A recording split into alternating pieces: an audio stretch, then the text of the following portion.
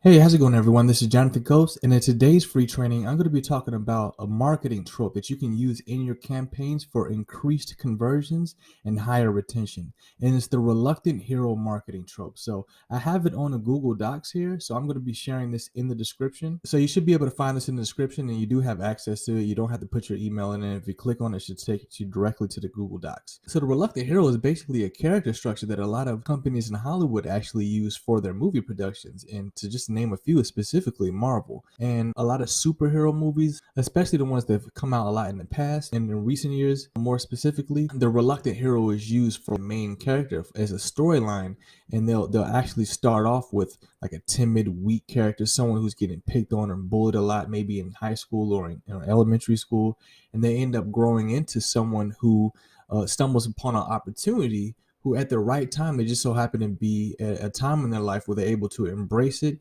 because they'll suddenly get a lot of either superpowers or amazing abilities, where they're able to take advantage of those abilities, and they take on these abilities at a time in their life that, although yes, they're of age to be able to use them, they're still timid and weak in personality and shy, and they're not necessarily someone who would normally and naturally take on a challenge this big unless they would have gotten those superhero abilities.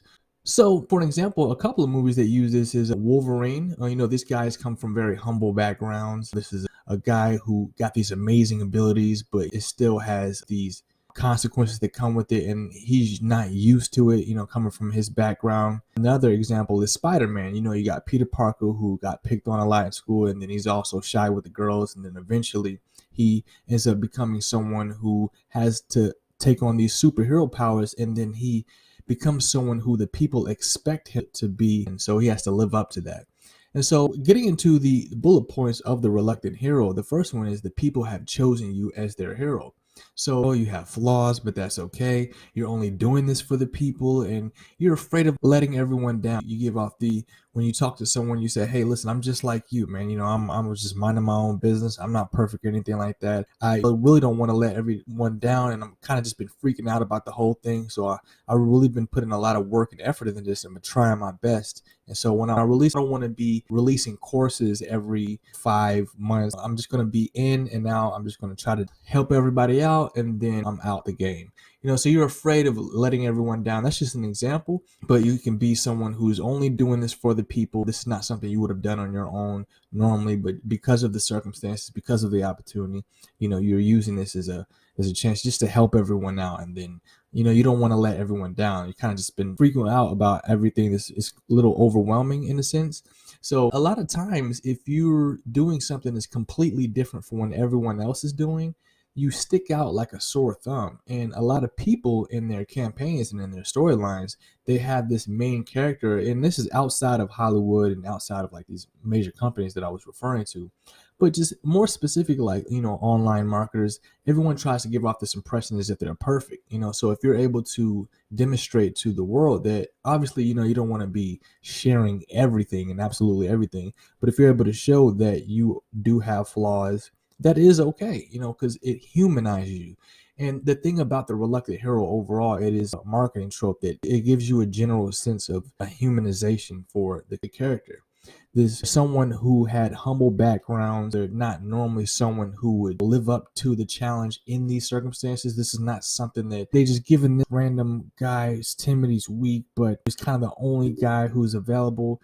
And then everyone else has chosen you as their hero. So you can actually incorporate this in your marketing campaigns by having people go through an election process, and you having to be elected, or you can give them a choice and create some type of democratic process in maybe the cover art for your product, or you just give them choices, how create polls and stuff like that. But you give the people a sense of they're electing and they're making a choice and they're choosing you as the leader.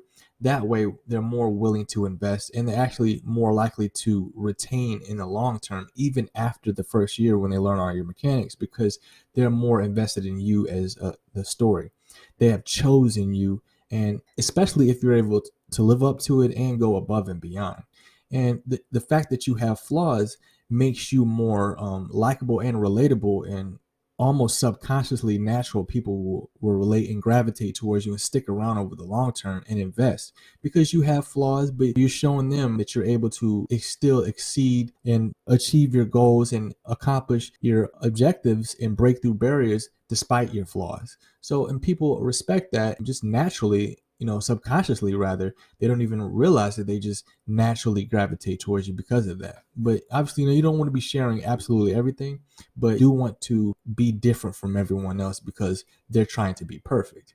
And then you're only doing this for the people, again, like I said, you're afraid of letting everyone down. You don't want to disappoint anyone. So you're putting your all into this and you don't want to just rush and launch, whatever it is. This is just an example. And so that's pretty much the reluctant hero. I want to share with you this marketing trope because if you incorporate this into your email sequences or your storylines or your marketing campaigns, or if you're creating a story for a novel or a book series or even like an anime. So yeah, that's it. I hope you enjoyed this video. If you like content like this, then I highly recommend that you check out my website in the description. You'll see it, jonathancoast.net. I talk about everything when it comes to increasing sales and generating more traffic. And also be sure to take a look at the tools and the resources below. I'll have this Google Doc so you have quick access to it. And with that said, I will see you in the next video. See you then.